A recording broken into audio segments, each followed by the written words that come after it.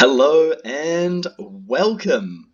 It is my pleasure to announce the 6th game of the Hidden Cup tournament bracket, and today we have some fan favourites. We have Jacinda Ardern, very popular at the moment, and of course Robert Muldoon, the Think Big man, and they're going to be playing today on Socotra. We have the Japanese in blue, Robert Muldoon, and we have Jacinda Ardern, red, she's playing as the Goths.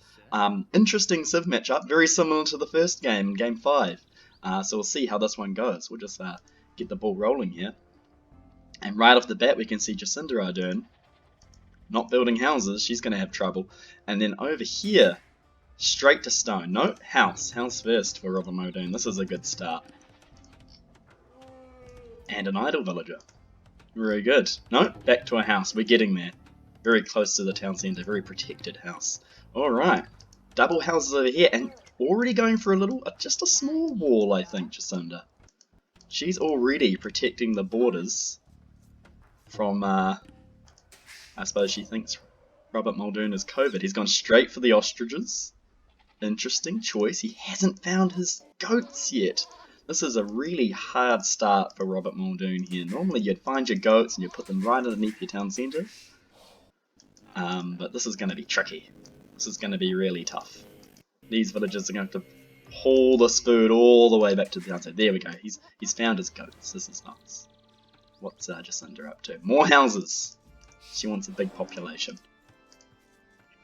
And we've got another villager coming out. She's found her goats, keeping the goats safely over here, bringing them over one by one, I think, to not have the food rot very often. So when you kill a goat, slowly but surely, not only do the villagers collect the food, but it also slowly goes away. So you do want to hunt them one at a time. Nice elephant over there. Let's have a look. Oh, a lot of idle villagers for Robert Muldoon. He must be distracted with his scout. Maybe. Hard to tell. It's a really interesting civ pick. They've copied exactly what happened with the previous match. Japanese and Goths. Last time Goths came out ahead. They had lots of militia and he put on a lot of early game pressure. So we'll see if Jacinda's thinking about doing a similar thing to that. Not a bad build order from Jacinda. 3 on wood, the rest on food. Hopefully going to try get a nice early feudal age.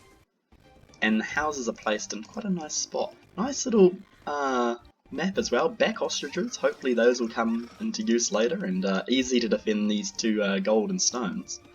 This gold on the front, the berries on the front isn't very ideal with this hill, but with the back ostriches it's not actually too bad, it's quite a nice base. Going over to Robert Muldoon's, letting Jacinda Ardern's scout get really close there. You could garrison these villages and shoot that down with some arrows, but not going to happen today. Really going ham on those goats, very good to see. Only 2 houses and moving off to wood. This is very good. And already we can see a little bit of a difference between the players. Just Jacinda, she's so modern and quick. Look at her go. She's already got the lumber camp up. Whereas Robert Muldoon just got his up now. So we're already seeing a bit of a speed difference in these two players, and how fast and how many idle villagers they're letting themselves get away with. A mill coming up on the berries for Jacinda, very good to see. Here comes the scout of Robert Muldoon. He's going to find out what Jacinda's up to. It might be that the scout is on auto scout, I think. Moving to stone. Interesting. So Robert Muldoon, he's thinking big. He's thinking, I got a project and it requires stone, and so I'm not at the next stage yet, but I'm going to go to stone anyway. For those who don't know, in Age of Empires, stone is only something you can use in the next stage.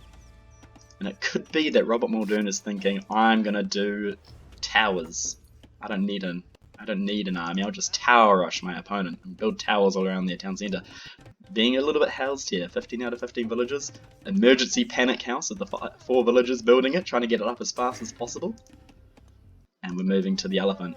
Now the elephant's very strong. Will Robert lose a villager? No. Not a bad lure actually, got it very close to the town centre there, very good. 2 on wood down the bottom, 1 on stone. Just 1 on stone is a bit interesting. Robert might be trying to go to the next stage quickly. Jacinda's opted to just lure her elephant close to the mill, and that's fine too. It's a little bit dangerous out here, but I suppose Robert Muldoon's not going to be coming in with an army anytime soon. Lots of villagers on the wood. One over here, just getting rid of those straggler trees, trying to have a nice little pretty down, I think. And everyone switches to the berries after their elephant's down. A couple of idols, but yep, they're being tasked again. I wonder if Jacinda's going to take advantage of these back ostriches. They're 140 food each and they collect very quickly. No, we're going to go to farms first, that's fine. Here's the scout for Robert Muldoon. He's getting an idea of what's going on. And you know what? The scores are neck and neck. They're both doing pretty similar. Robert Muldoon, a bit of a rough start, but now that he's got all his villages working, coming back. So the difference in population is Jacinda has 20 villages and Robert Muldoon has 18 villages, and you can see that down here. Which means Jacinda's keeping her town centre just a little bit more busy. I wonder what the plan is next. Straight for another farm. Jacinda Ardern likes the farms. No one's gone to the next stage yet. Jacinda Ardern is close. She's at 496 food. 4 more food. There it goes. 500 and she clicks up. Straight to feudal age. Robert Muldoon, he's only on 160 food. And I can't see exactly why he would have so much less. Maybe he's queued up. Yeah, he's queued up a lot of villages inside his town centre, so he could actually cancel a lot of these, and then he'd have enough food to go up as well.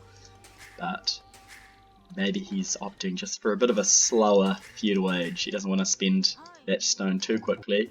Another house on the front. Look at this. Jacinda's sent one villager forward, making a barracks, making some more houses, making a little wall. Coming in with this wall. Very interesting. Is she gonna wall Robert Muldoon in? This is some border protection right here. Up goes the palisade gate. Feudal age is almost on the way. Robert Muldoon, he's on his way up to feudal age as well. 30%. Things are about to kick off, I think. Still getting these ostriches. That's really good to see. These ostriches are a great source of food. I mean, he is carrying the food back a long way, but really good source of food here. Here comes a little protective gate. A little protective wall. Very nice to see. And Robert Muldoon will see this. Oh, stolen an ostrich. Mate, finish the gate. Steal the ostrich. No. Just making sure the wall's squared up. What's going back on? Oh, Jacinda's moved to gold. She's planning to get some military units out shortly, no doubt. Still plenty on food. Lots of people around the town centre. Very nicely placed farms. A little bit of an extra gap between the farms and the town centre, just to make sure the villagers walk an extra tile, but that's fine. Very neat looking, very pretty. Oh, and we've got some fighting going on. Those men-at-arms are out. They're upset at Robert Muldoon spoiling the wildlife, and they're going to start hitting his villagers. We've seen how dangerous the Goths men-at-arms have been in the past, and you know what? It's like we're watching the same game again. These villagers don't have any loom. Loom has not been researched for the Japanese player. He's got a lot of people on stone. And will we see Japanese towers? Japanese have very good towers to defend and to attack in this game. And I think we will see some towers. And there's a tower going up right on the front. But, oh no. It's never going to go up like this. You don't have loom on your villages. Oh no, it's a disaster piece. A tower close to the stone first, and maybe a second tower to slowly, you know, so the first tower protects the second. He's sending the villagers forward. He's thinking, well, if you got an army here, I'll just tower your gold over here. This is great. This is an outstanding move. Think big. I agree, Robert Muldoon. But you're still not protected at home, but you have distracted Jacinda Ardern's men-at-arms, and she's not doing anything about this. She hasn't seen it. Oh, she has seen it. She's sending the army back. Will they be in time? I think the tower will go up first. And Jacinda Ardern has added her own tower. This denies both golds from Robert Muldoon. So he can only go to this back one, not that he's taking gold anyway. Will it go up? It goes up. But it will just go straight back down again as all these... So the tower can't hit the man-at-arms directly underneath it. It has to attack from a distance, which is why you'd usually use a pair of towers so they can defend each other's bases. And that tower's going to go down. Poor Robert Muldoon, he hasn't thought this through. Another tower coming up on the front, that's going to deny the stone. A defensive watchtower by Robert. This is a great idea. This needs to go. Oh, and the villagers are coming out to play. Oh, counter tower. Whose will go up first? There's a lot of villagers making this one. This one's only got one villager making it. It's still going to go up in time, however. Both towers will go up. The man-at-arms are back to hit the houses. And I have to say, it's looking tough for Robert Muldoon right now. He's going to go for another tower. This is good news. He needs to get more towers up. More defense. Very important. These man-at-arms, they can really tear down a tower quite quickly. Now, something Robert could do is wall in the base of the towers so that these man-at-arms don't come in so quickly and kill his villagers. He could also research loom. The villagers still don't have any armor upgrades. This tower does go up in the end, so does this tower. Now we're getting a defensive kind of position. These villagers go inside both these towers. They will start killing all of these man-at-arms, but there's a lot of man-at-arms now. Jacinda has really been pumping out the man-at-arms. She's been doing a great job. And there's just too many men-at-arms at this point. These towers aren't going to be enough. But this was the right idea. 2 towers right next to each other. And here we go, Jacinda Ardern adding an archery range. She's making a tech switch into archers. She's thinking, you know what, I have enough men-at-arms. They're doing the job. I'm going to add in some archers to this game. A lot of idols for Robert Muldoon. He's feeling the pressure. He's a bit panicky at this stage. He's lost all of his access to stone. There's only some stone in the back here. Even his idle villagers have been, his woodcutters have been harassed by this tower. And we're back to recording again. Had a little bit of a recording issue. We haven't missed much though. The idle villagers are still being harassed by this watchtower, and these men-at-arms are just slowly taking out everything that Robert Muldoon has worked for. And another barracks coming up from Jacinda. Back at home, a very strong economy, very, very neat farms. This fort has paid off a lot. Another barracks coming out. Now, I don't actually think Jacinda can afford to keep all these barracks working. Oh, maybe she can. She just kind of has forgotten. A lot of resources in the bank for Jacinda. Lots of potential. She sees this wood line. Poor Robert. He's surrounded. There's nothing he can do here. What is he going to do? The barracks can't, and he resigns. Probably the right move. Calls it. No GG. He's not happy with that game. And what a finish.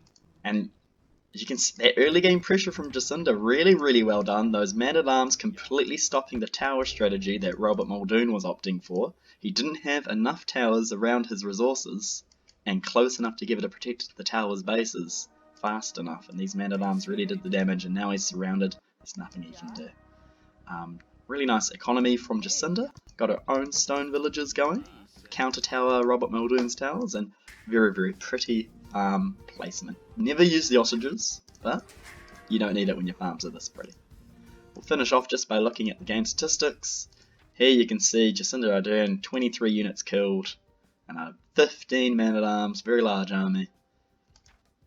And at the end, 32 villagers versus Robert Muldoon's 22 villagers, so he lost a lot of villagers in those fights. He needed loom. Reasonable feudal age times from both of them. And here's the real clicker. Robert Muldoon lost stone collected, really good tower defense strategy, but he did not get those towers up close enough to each other and in time to prevent those man-at-arms. But you can see Jacinda Ardern a lot stronger economy thanks to that higher villager count. Well, we hope you all enjoyed Game 6. Looks like Jacinda Ardern will be moving on to the next quarterfinals, and Robert Muldoon, unfortunately, you did not build enough towers. Thanks very much everyone, until next time.